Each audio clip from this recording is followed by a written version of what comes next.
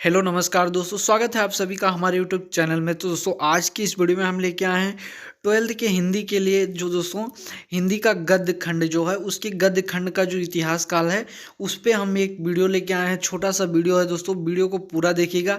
इस वीडियो में एकदम हम छोटी सी पॉइंट पे बात करेंगे लेकिन वो आपके लिए बहुत बड़ा होने वाला है दोस्तों। तो चलिए हम बिना देर के हुए वीडियो को करते हैं स्टार्ट।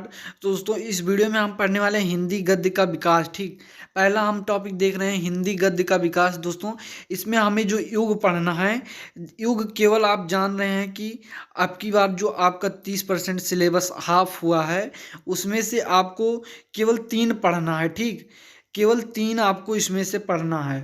3 का मतलब समय पढ़ना है और मतलब कब से कब तक था और कौन से युग के कौन कवि हैं, यही सब आपको पढ़ना है। ठीक, तो चलिए हम देखते हैं। पहला आपको पढ़ना है दोस्तों छायावादी युग, जिसे हम कहते हैं शुक्ल युग। मतलब दोस्तों ये दोनों नाम आपको याद रखना है, छायावादी युग और शुक्ल युग। दोनों आपको याद रखना है क्योंकि आपको दोनों नाम में से किसी में से भी आ सकता है। ठीक, जैसे अब छायावादोत्तर युग, इसको कहते हैं शुक्लोत्तर युग। ठीक, इसको कहते हैं शुक्लोत्तर युग। अब दोनों नाम में से किसी एक का आ गया, मतलब दोनों नाम देकर तो पूछेगा नहीं, एक ही नाम से पूछेगा, तो आप कंफ्यूज मत होइएगा, दोनों याद रखिएगा। ठीक, एकदम शॉर्ट में हमने लिखा है ये और बहुत ही आपके लिए इम्पोर्टेंट होने वाला है। टोटल यहीं से आएगा दोस्तों, आपके सिलेबस में टोटल यही 3 युग है ही। ठीक, यही 3 आपको आसानी से पढ़ना है और मेहनत करना है। आप 3 आसानी से पढ़ के जाएंगे, 100% गारंटी के साथ कह सकते हैं ये तीनों आपको मिलेंगे, तीनों में से मिल जाएगा। ठीक, बाहर से कहीं से एक क्वेश्चन नहीं आएगा। ठीक, तो पहला आपका हो गया छायावादी युग, शुक्ल युग जिसे हम कहते हैं। ठीक, इसका समयावधि जो है दोस्तों सन 1822 ईस्वी से 1938 ईस्वी तक है। ठीक, छायावादी युग का ऐसे आपको मल्टीपल चॉइस क्वेश्चन मिल सकता है कि छायावादी युग की समयावधि कब से कब तक है, तो ऑप्शन में आपको मिलेगा 1822 से 1938 तक। तो इसी को आपको टिक करके आना है। ठीक, बाकी आपको छोड़ देना है। तो इसी तरह से हम देख रहे हैं छायावादोत्तर युग, दूसरा आपको पढ़ना है शुक्लोत्तर युग, छायावादोत्तर युग। ठीक, इसका 2 नाम है, छायावादोत्तर युग और शुक्लोत्तर युग। ठीक, तो इसका जो समयावधि है दोस्तों 1938 से लेकर 1947 तक है। ठीक, इसमें ज़्यादातर समय पूछता है कि कब से कब तक है। ठीक, तो ये आपको समय ध्यान रखना है दोस्तों। छायावादी युग में आप 1822 से 1938 तक देखें और इसमें 1938 से 1947, मतलब वो शुक्ल युग जहाँ से खत्म हो रहा है वहीं से शुक्लोत्तर युग शुरू हो रहा है। ठीक, तो ये आपका हो गया 1938 से 1947 ईस्वी तक। तो दोस्तों हम अगला देखते हैं। तीसरा हमें जो पढ़ना है दोस्तों स्वातंत्र्योत्तर युग। ठीक, तीसरा आपको पढ़ना है स्वातंत्र्योत्तर युग। तो हमारा जो छायावादोत्तर युग खत्म हुआ था दोस्तों, शुक्लोत्तर युग, वो 1947 ईस्वी तक था। अब 1947 ईस्वी तक शुक्लोत्तर था, तो उसके आगे आपका स्वातंत्र्योत्तर युग शुरू हो गया। ठीक, स्वतंत्रता दिवस जैसे आप मनाते हैं तो स्वतंत्रता दिवस 1947, मतलब 1947 से यहाँ से आपको ध्यान रखना है। ठीक, तो ये स्वातंत्र्योत्तर युग 1947 से लेकर अब तक है। ठीक, और आगे हम चल रहे हैं, देख रहे हैं, तो आगे हमारा है विभिन्न विधाओं की प्रथम रचनाएं और रचनाकार। ठीक, यहाँ पे हम दोस्तों बहुत ही इम्पोर्टेंट लेकर आए हैं जो आपके सिलेबस में है। बाकी हम नहीं लेके आए इसमें कि बकवास हो, ये आपके टोटल सिलेबस में इतने रचनाकार और इतने रचनाएं दिए गए हैं। ठीक, तो ये विभिन्न विधाओं की प्रथम रचना आपसे पूछी जाती है, प्रथम रचना दे दी जाती है या फिर उसके रचनाकार पूछ ले जाती हैं, ये सब क्वेश्चन आते हैं। ठीक, तो चलिए हम देखते हैं। तो दोस्तों पहला आपका है खड़ी बोली हिंदी की प्रथम रचना। आपसे क्वेश्चन आ सकता है आपके लिए कि खड़ी बोली हिंदी की प्रथम रचना क्या है, तो आप सीधे बताएंगे गोरा बादल की कथा। ठीक, आपसे पूछा जा रहा है खड़ी बोली हिंदी की प्रथम रचना क्या है, तो आप सीधे लिख देंगे गोरा बादल की कथा। या फिर आपसे पूछ लिया जाए कि गोरा बादल की कथा के लेखक कौन है, तो आप क्या बताएंगे, जटमल।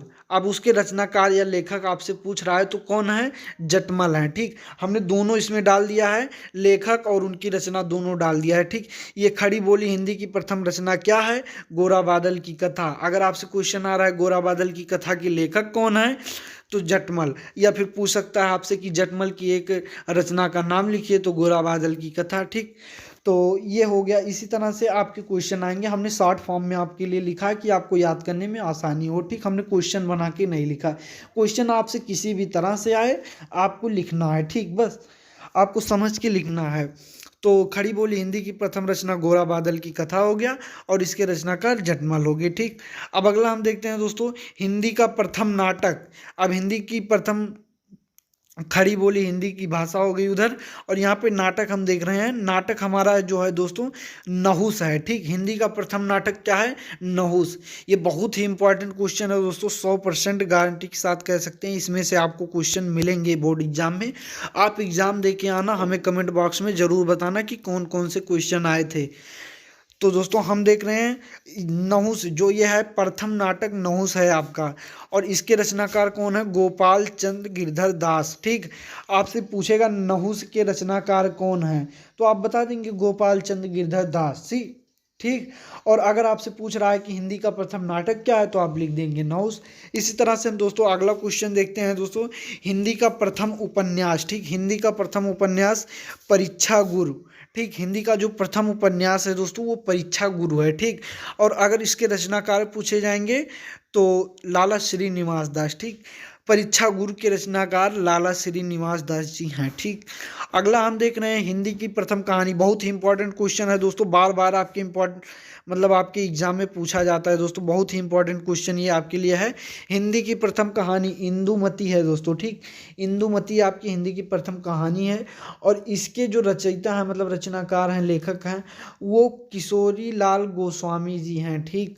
आपको ऑप्शन में मिलेगा, अगर ऑप्शन में मिल रहा है तो ठीक, नहीं अगर उत्तर लिखने के लिए आ रहा है एक शब्द में तो चाहे जैसे आ रहा है आपको सीधे लिखना है किशोरी लाल गोस्वामी, ठीक। ये आपका हो गया इंदुमती के लेखक किशोरी लाल गोस्वामी, ठीक। अब हिंदी का प्रथम यात्रा वृत्त, ये लास्ट क्वेश्चन आपका है दोस्तों। यात्रा पे क्वेश्चन आता है, सरयू पार की यात्रा, जो प्रथम यात्रा वृत्त है दोस्तों ये सरयू पार की यात्रा है, और इसके लेखक कौन है? भारतेंदु हरिश्चंद्र हैं, ठीक। सरयू पार की यात्रा के लेखक कौन है? भारतेंदु हरिश्चंद्र हैं दोस्तों। तो ये आपका हिंदी गद्य का विकास कंप्लीट हुआ दोस्तों। हिंदी गद्य में ये इतने पहली रचनाकार जो प्रथम लेखक थे और उनके रचनाकार का नाम लिख दिया गया इसमें रचनाओं का। तो ये छोटा सा वीडियो आपके लिए हम लेके आए थे कि आपके बोर्ड एग्जाम के लिए बहुत ही इंपॉर्टेंट क्वेश्चन है दोस्तों, इसमें से आपको क्वेश्चन मिलेंगे। और मैं आशा करता हूँ ये वीडियो आपको बहुत अच्छा लगा होगा दोस्तों। तो वीडियो को एक प्यारा सा लाइक कर दीजिए और हमारे चैनल को सब्सक्राइब कर दीजिए। इसका नोट्स आपको दोस्तों हमारे टेलीग्राम चैनल पे मिल जाएगा, वहाँ से हमारे डिस्क्रिप्शन बॉक्स में टेलीग्राम चैनल का लिंक है, या फिर अबाउट से हमारे जाके टेलीग्राम चैनल को ज्वाइन कर सकते हैं, ठीक। कमलेश जी क्लासेस के नाम से आपको टेलीग्राम चैनल मिल जाएगा, वहाँ से आप जाके नोट्स को डाउनलोड कर सकते हैं। और आप अच्छे से मेहनत कीजिए, पढ़ाई कीजिए, अब की बार 90 पार हमारा यही लक्ष्य रहेगा। तो धन्यवाद दोस्तों, हम मिलते हैं नेक्स्ट वीडियो में।